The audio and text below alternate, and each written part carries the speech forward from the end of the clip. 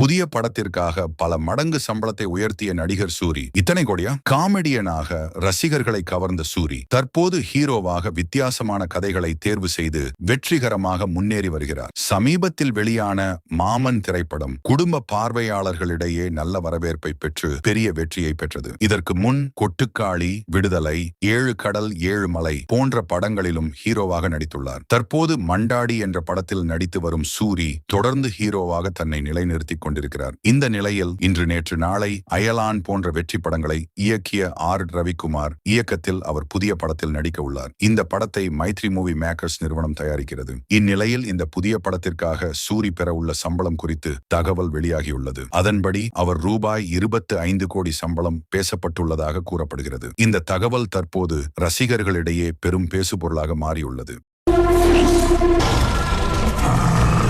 சீக்கிரம்